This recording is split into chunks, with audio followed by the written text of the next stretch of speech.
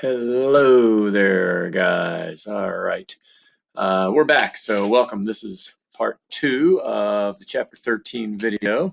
I'm now filming in my basement because my kids keep finding me and interrupting me every time I try to record this video. So, if you see power tools and bikes and skis behind you, it's because I'm in the basement.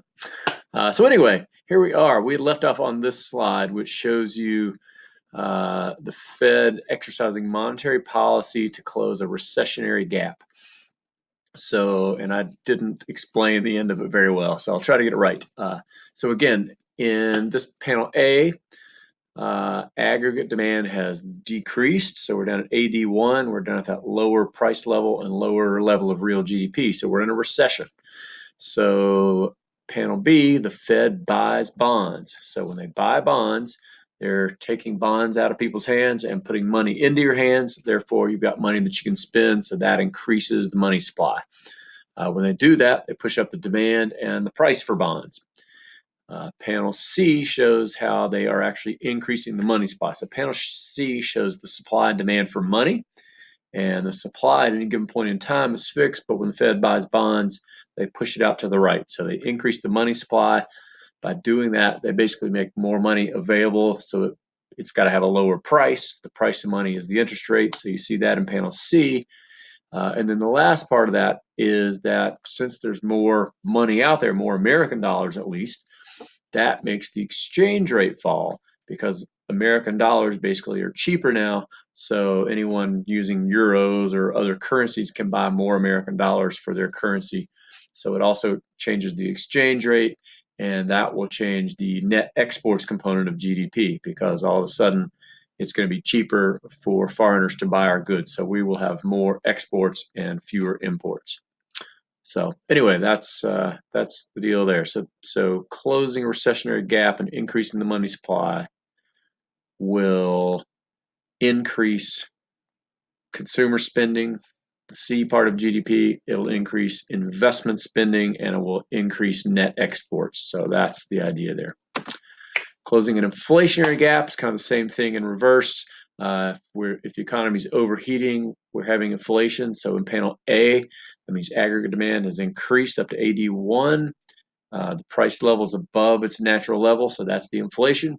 So in response, panel B, the Fed sells bonds. So they put more bonds out there. That increases the supply of bonds instead of the demand this time, lowering the price of bonds. This also takes money out of people's hands, so it decreases the money supply. And then for kind of the same reasons as before, it will decrease the exchange rate because there's less money available. Money kind of gets more expensive. American dollars do at least. Therefore, in that case, net exports will decline. So anyway, that's sort of the gist of how monetary policy works. Okay, now you've seen this equation before, the equation of exchange. It's very, very important. This is really the way that the federal government or the Federal Reserve exercises monetary policy. They use this equation to understand what to do.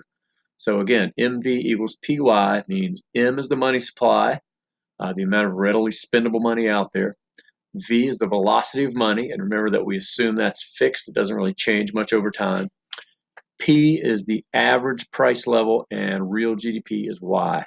So PY together, P times Y is nominal GDP or total output. MV is total spending. So this equation again just tells us total spending equals total output.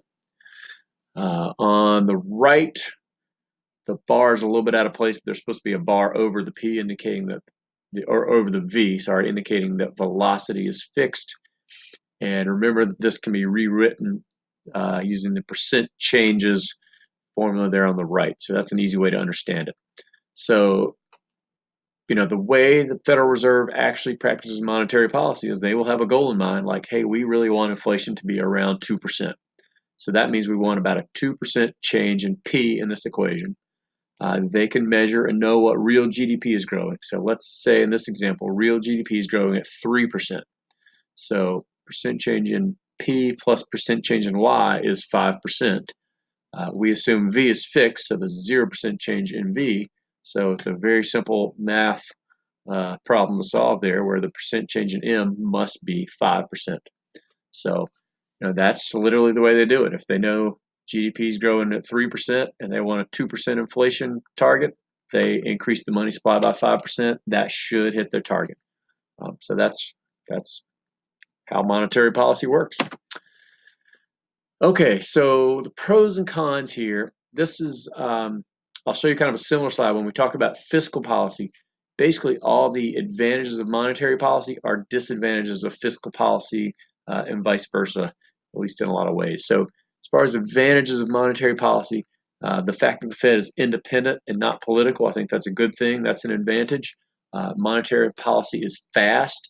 The Fed can decide today that it wants to buy some bonds or sell bonds, so that can happen really quickly. So there's very little implementation lag. The book talks about recognition, implementation, and impact lags. The implementation lag is really not a problem for monetary policy, so that's a key advantage. Recognition and impact lags are still there, but that's true for fiscal policy as well. The one big problem or question, I think, with monetary policy is, will it work? You can read in the book about the liquidity trap and rational expectations, but there's a famous quote somebody once said that you can't push with a string, and that's kind of what monetary policy is like, especially when you're in a recession and trying to speed up the economy. Because basically what monetary policy does is it tries to encourage people to spend, right? So if they lower interest rates and they make more money available to banks to lend out, things like that. If we're in a Great Depression and you lost your job and you lost your house or something like that, are you going to go take out a loan just because interest rates are low? Probably not. So, or if it's in a really serious bad situation and you're a banker, do you want to make loans to people who are unemployed or likely may be? Probably not. So that's the problem with monetary policy. It encourages spending, but people may or may not do what the government wants them to do, especially in those bad situations. All right, I think this is the last topic here. There's a little bit of discussion in the book about interest rates and inflation, and there's a very simple formula that shows you the real interest rate. Remember, real means inflation adjusted. Real interest rate is the nominal interest rate minus the rate of inflation. So nominal interest rate is the actual interest rate that's on your loans or your credit cards or whatever. But you have to think about inflation because inflation affects that. So just for an example, what if you had a home loan at a 4% interest rate and the inflation rate is 4%? That means that hopefully your house is increasing in value by 4% every year. So the real interest rate is 4 minus 4 or 0, because basically you bought something cheap and you're paying back with dollars that are losing their value a little bit every year. Meanwhile, that thing that you bought at a lower price is increasing in value every year. So your real interest rate is 0. So it's almost like you're getting a free loan in that case. So bottom line here, and there's some questions related to this in one of the exercises, is that inflation, when it's higher than expected, when it's kind of a surprise, helps borrowers really, because you bought something at one point when the price was low, and now the price of that thing is going up faster than expected. So inflation helps borrowers and hurts lenders. So I'll leave you to think about that a little bit. That's the end of chapter 13.